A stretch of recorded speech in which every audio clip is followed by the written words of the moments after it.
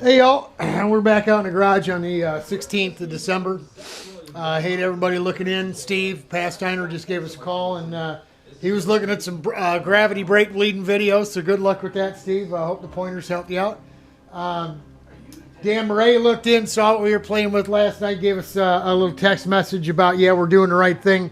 We've gone a little further yet. I'm cutting and fitting in these pieces of tubing here because this particular cart, Emmick, Zip Kart, whatever you want to call it, has this tray or basket with a perimeter type chassis compared to the straight chassis, right? The straight tubing like the IKS and the old Coyotes, the Hartmans, the Corettas, the Quicksilvers, all of them with the straight front axle as well.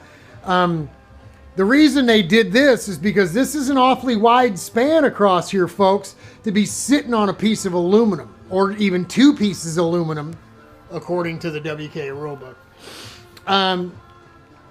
In an old Hartman or a Quicksilver, it really is no wider than your two main rails are there. So, the amount of leverage your keister and weight has on a piece of aluminum that wide compared to something twice as wide out here. So that's why I'm guessing what they did here. As you can see, I've tied these in, trying to keep everything in place. And I believe that's why when we remove this stuff here, you're going to see that I've jacked it up. I got a piece of wood under there. You see what's going on. I had to jack it all up. This will actually move. When I sit in this cart, right? And if the wood wasn't here simulating the bottom of the chassis, it would continue to go. And then this is just, that one's there, this one's not, and it's moving pretty easily. So that's what was causing a spiral fracture to this. Francis, my buddy Francis, knows all about spiral fractures, don't you, buddy? With your weight bouncing around on a racetrack, and you're actually twisting on this tube here. If we were just to put this thing back together the way it was, Dan's right, we'd be out of business. So what we did is we took a piece of flat stock, it's about 1/8 inch or so, I guess, maybe a little more, and stuffed it underneath here, underneath our simulation, and that's what we do here at RPM. We simulate. We got it underneath here to give us a little bit of air gap between where the seat's going to sit when it's all. And of course, we still have our slip fit here, and that's how we're gonna do our slip fit. We're not gonna go over it with the tube. We're gonna go inside. I've already drilled and plug welded everything. This side, this and everything. Again, you hear me say it. Everything must have balance, right? This side of the is the stub is in the elbow piece, right?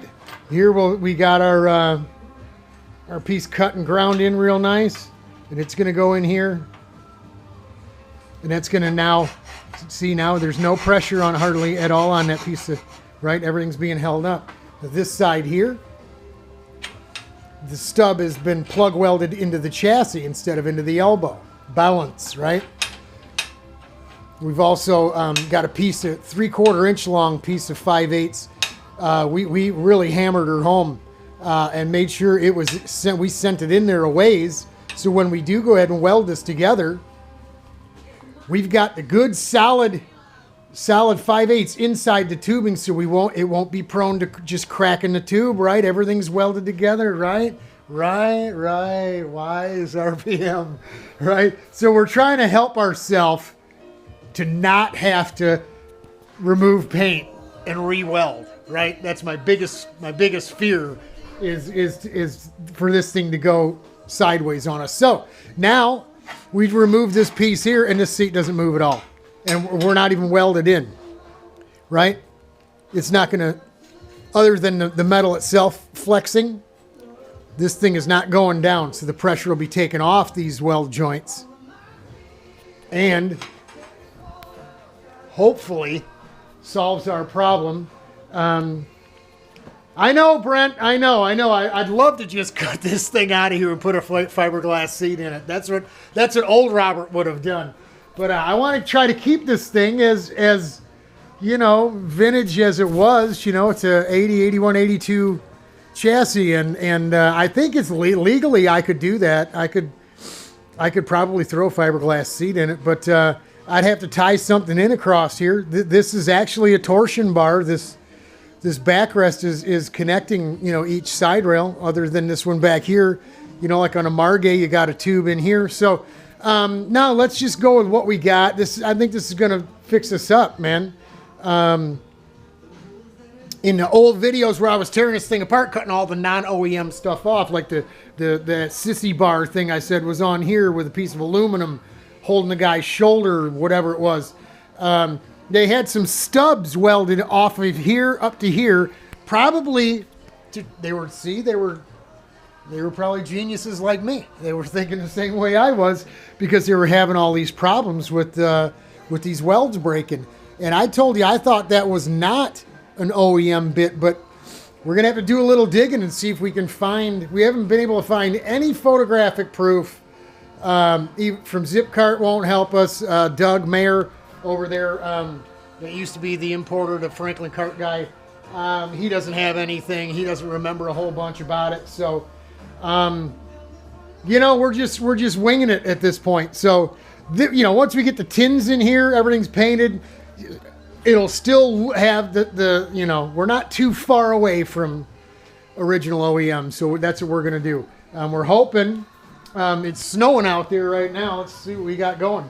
On this 16th of December, we're finally getting some snow. They said between 3 and 9 p.m. that we'd have 1 to 2 inches, and it's approximately a little after 3:30 in the afternoon now. So we've got a little bit more time. It's not coming down too tough, but the ground is frozen. It's been in the 20s overnight and up mid to upper 30s during the day. So it's been cold. My toes are freezing right now. That's why I'm not gonna go ahead. I was thinking I'd go ahead and tack this stuff all on, but I think we're gonna leave it and get out of here for today.